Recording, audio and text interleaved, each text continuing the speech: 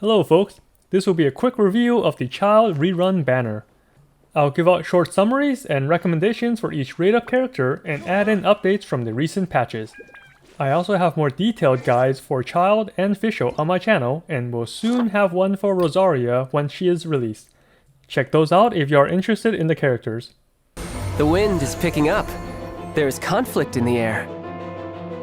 Childe is a Hydro main DPS who can play as a secondary DPS since he doesn't want to be on the field for too long.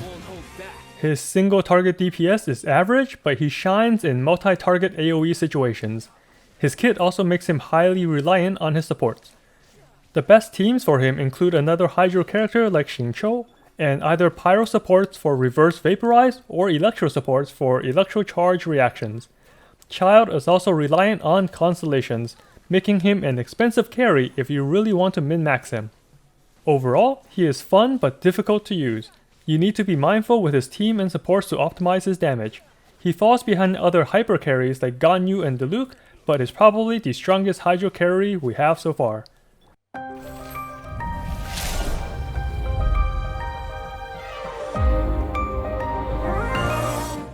Rosaria is a new character releasing in a couple days with this banner. She is a polearm user with a mix of physical and cryo damage. Her cryo application seems decent, nothing too crazy so far. Her elemental skill lets her dash behind enemies and attack them with cryo damage. However, it seems like she cannot dash behind large Mutachurls with shields or ruin guards. Her elemental burst does AoE cryo damage on use and then pulses several times over 8 seconds. At first glance, she is most comparable with Kaya in terms of cryo application, but I will need to wait for her to release to test her fully. Just wait a couple days for me to analyze her kit and viability. Fischl is a very strong character that can be played as a support or carry. Her support role is easy to use. Just call her in to summon Oz and then swap her back out. She does very high damage compared to the small amount of field time she needs, especially at Constellation 6. The new Alley Hunter bow from the weapon banner is nice for her support build, but I consider it a slightly worse version of the Stringless. Both bows increases her damage by a similar percent, but the Alley Hunter is time limited to this weapon banner, while we can still hope to get Stringless in all the other banners. Also, I want to provide an update from my Fischl video. I mentioned 4-piece Thundering Fury will be good on her. If she isn't at Constellation 6, or if you are not running a team that can provide elemental auras, then 2-piece Thundering Fury with 2-piece Gladiator will be better for her. If you do have C6 Fischl, then 4-piece Thundering Fury is the way to go.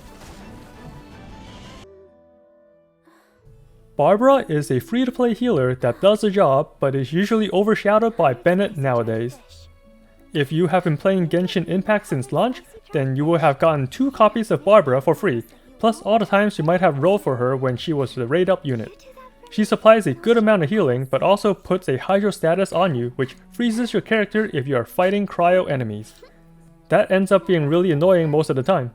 She can also provide some offensive support if you equip the Tales of Dragonslayer weapon. She has the lowest base damage in the game if you don't count Wu Tao, and her heal scales off her HP. If you are building her, focus on HP percentage artifacts and she will become a very tanky healer.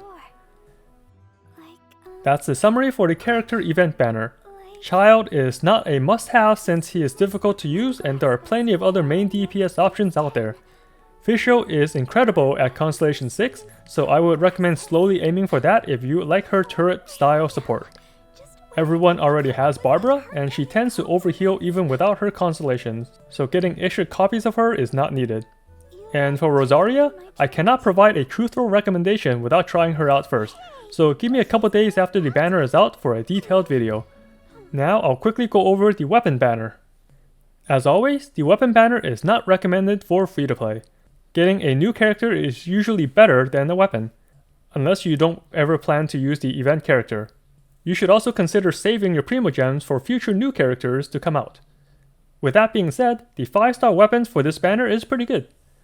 The Skyward Harp is usually considered the best in slot for most bow users due to having the highest base damage out of all the bows and having a bonus in both crit rate and crit damage.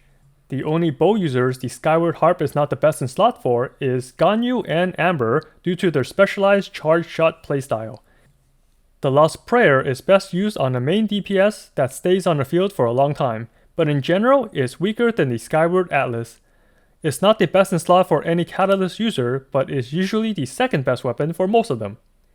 If you are waiting for a good weapon on your built-up Catalyst DPS, then I suggest waiting for the Skyward Atlas instead. For the 4-star rate-up weapons, the Alley Hunter is the main focus.